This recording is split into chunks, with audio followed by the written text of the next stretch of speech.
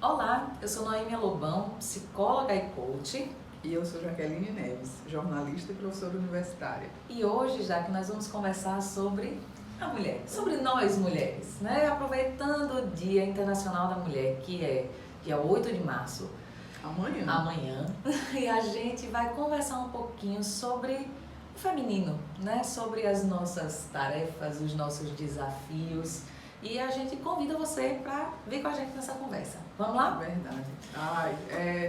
Como diria a música, né? As dores e as delícias de ser o que é, de ser a mulher. Exatamente. Né? Então, são desafios, são muitos processos e são muitas conquistas. Exatamente. A gente hoje se reconhece, se percebe em espaços antes inimagináveis, né? Como a gente vem evoluindo, como ainda também é difícil mais evolução, né? A gente fala sobre espaços alcançados, conquistados, demarcados e ocupados com excelência da nossa parte, mas também como é difícil ampliar ainda mais esses espaços e como é difícil às vezes para algumas mulheres não conseguirem alcançar esses espaços, por mais que eles já estejam lá, até onde a gente pode ler, estabelecidos.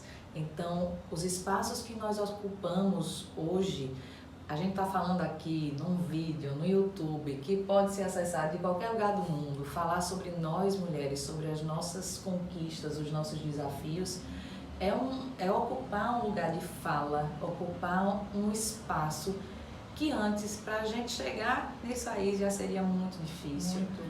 Para alguém ouvir seria mais difícil ainda, mesmo que a gente chegasse. Então hoje a gente está onde a gente está por conta de outras tantas que já foram desbravando esses caminhos para a gente. Com certeza. E a gente sabe que tem muito ainda a ser feito, porque se nós olharmos o painel hoje de mulheres que ocupam grandes cargos ou cargos de executivas, a gente tem menos de 5% da população de grandes executivos sendo ocupados esses espaços por mulheres. E eu vejo que há uma cobrança muito grande por nossa parte mesmo. O homem, de uma maneira mais geral, ele se desafia e ele se lança sem muito medo. E a gente tem um pouco mais de perfeccionismo, a gente quer chegar num lugar onde a gente se sinta mais segura, acha que está sempre precisando estudar mais, conquistar mais, se preparar mais. Então eu acho que há essa diferença, inclusive uma diferença cultural, uma diferença que foi sendo estabelecida ao longo desse processo mesmo de cultura, de formação familiar, de formação social. E que a gente, como Noêmia colocou aí, a gente já superou muitos obstáculos. Muitas mulheres já conquistaram vários outros espaços. Elas abriram caminho para todas nós. A gente sabe que a tecnologia, ela favoreceu. Então, antes, para que duas mulheres estivessem conversando para outras tantas, precisava de emissoras de TV, de emissoras de rádio, quer dizer, eram espaços muito mais restritos. Hoje, com o advento da internet, com o advento da tecnologia, muitas de nós estamos aí falando e colocando para as pessoas os seus posicionamentos, os seus conhecimentos, e isso é uma riqueza enorme. Exato. A gente fala de inspiração, né? Eu acho que eu vou pegar o gancho aí, essa coisa da gente se colocar, e aí tudo que a gente é visto, né? A gente se coloca para ser visto, a gente tanto inspira quanto a gente também é inspirado. Então, a gente pegando essa ideia de inspirar-se, é a questão do empreendedorismo que a gente pode pontuar aqui. Por exemplo, você citou o fato de um número muito pequeno, um percentual muito pequeno de mulheres no poder, digamos assim, né, em cargos de poder, de destaque em grandes empresas, mas aí a gente faz uma ponte aí para o empreendedorismo, como as mulheres também têm se colocado à frente, né, se colocado como protagonistas de fato da própria história. Quando você fala da cobrança, que é a mulher mais perfeccionista, é um modo operante de se cobrar para ter que a todo tempo provar. Porque exatamente, culturalmente, é como se já tivesse estabelecido, o homem simplesmente pode, ele simplesmente faz. E aí a gente não é simplesmente assim, vai passar a ser, mas ainda não é. Então, para chegar no simplesmente a gente faz também, a gente está desbravando e se cobrando para estar a todo momento provando para o outro, infelizmente, e às vezes para nós mesmos, será que eu realmente posso? Porque a cobrança é grande, né? O olhar do outro sobre, será que ela vai conseguir? Ela vai dar conta dessas coisas todas?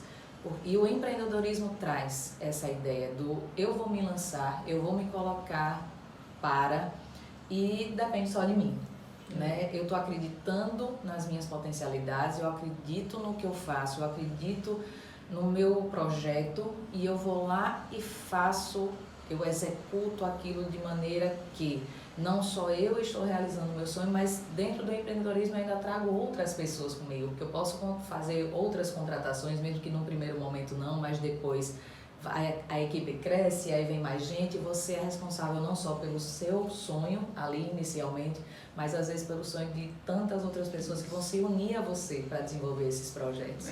E quantas histórias a gente tem aí, né, Jair? Com certeza. De as pessoas, a gente começa em empresas, né, nos colocando como empregadas e depois nos vemos como empregadoras, né, numa situação de destaque, não como necessariamente numa empresa multinacional, por exemplo, em que a gente é parte dela como contratada, mas a gente sendo a cabeça da história, né? A protagonista de fato dessa história. Eu que estou criando essa empresa.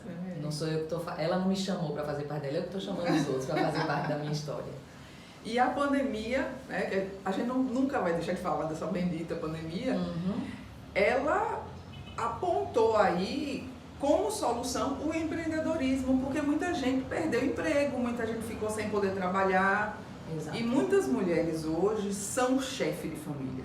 Sim. São as pessoas que mantêm, que sustentam as suas casas. E o fato da necessidade ter sido o primeiro pontapé, a gente vê que vários negócios de sucesso surgiram exatamente do ponto de necessidade. Exato. E mulheres que muitas vezes desconheciam até as suas habilidades, as suas potencialidades e que se viram nesse lugar. Ou eu saio daqui ou tudo vai afundar junto comigo.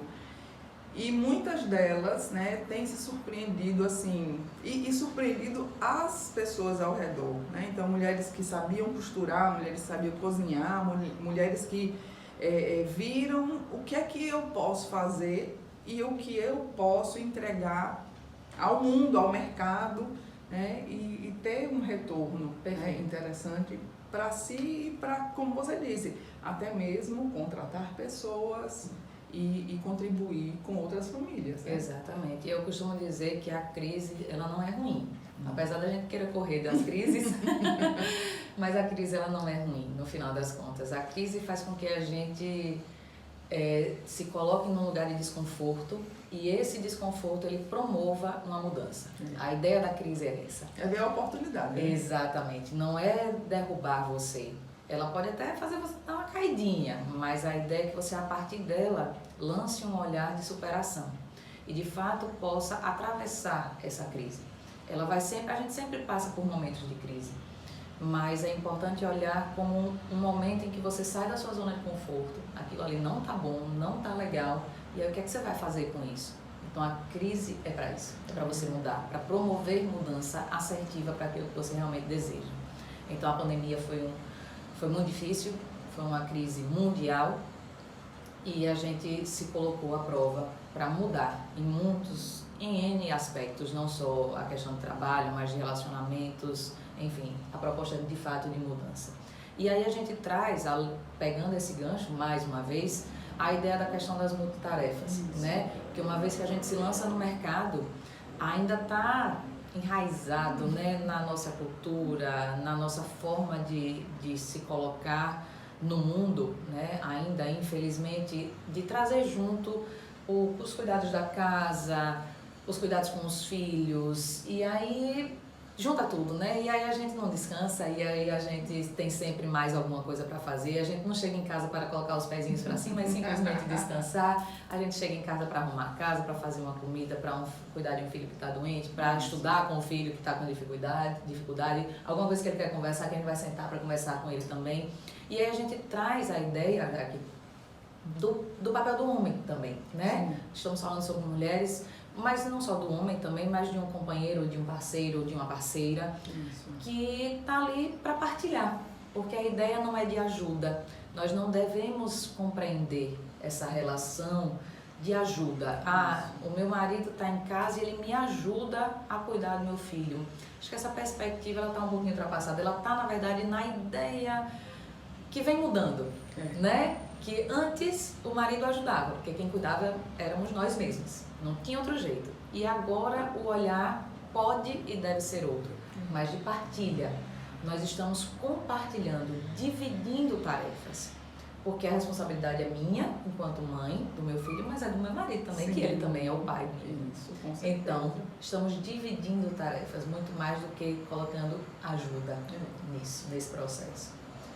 E é bom que o homem, ele possa sentir isso, né? Porque, assim, isso é uma questão polêmica, viu, minha gente? Mas, no fundo, boa parte desse processo também cabe a nós desconstruir a ideia desse homem que ajuda. Porque nós somos as mães que também criamos os homens que vão estar na sociedade. Exato. Então, eu vejo que também a mulher tem que já começar no processo da criação desse homem. Você tem que contribuir com a sua parte, dividindo as responsabilidades e dividindo também todas as alegrias. Não é só uma questão de ajuda. Então eu vejo, como você disse, as coisas estão mudando. Já é uma visão ultrapassada essa de dizer meu marido, minha companheira ou meu companheiro me ajuda. Não, a gente divide realmente as responsabilidades, dividimos as tarefas e eu vejo que é um desafio. Exatamente. Além de todos, né? Os outros. E são tantos. A gente tem muitas conquistas, obviamente, mas tem muitos desafios ainda pela frente. Hoje e muito mais aí. Então, cabe a gente olhar com esse outro olhar da crise que eu lancei aqui e promover essas mudanças, como o Jaque falou, que comece partindo da gente. Isso, de casa. Mas mesmo. Que a gente não desista. Isso, e ó, vamos criar mulher forte, gente. Não é forte no sentido de querer ser igual ao homem, não. Nunca seremos iguais aos homens. De forma alguma. Nós somos maravilhosas como somos. Então, é um desafio realmente poder ocupar todos os espaços que quisermos. Mulher dirige se quiser, mulher cozinha se quiser, mulher está onde ela quiser. Exatamente. E a gente faz porque a gente é diferente. Isso. Não tem comparação. Não. Somos todos diferentes. Isso. Então, dentro das nossas diferenças, somos maravilhosas, peculiares, especiais, do jeito que somos. Eu acho que é essa a ideia. Essa é a ideia. E dia de mulher todo dia, viu, gente? Esse é só um dia especial. Mas são todos os dias. Todos os dias. Bom, esperamos que vocês tenham gostado, né, Jaque? Hoje é um bate-papo mesmo, mais inspirador, mais da gente refletir sobre os nossos lugares e do que estamos fazendo para isso. E, mais uma vez, agradecemos que vocês estão aí assistindo, curtindo, compartilhando e também ao espaço aqui da Clínica Lavie, aqui no Centro Médico Jardins, que é nossa parceira nesse projeto de gravação de vídeos para vocês. Um cheiro, obrigada! Olá. Ai. Se apresente. Ai, Deus, vamos nós. Tão bonitinho. E aí a gente...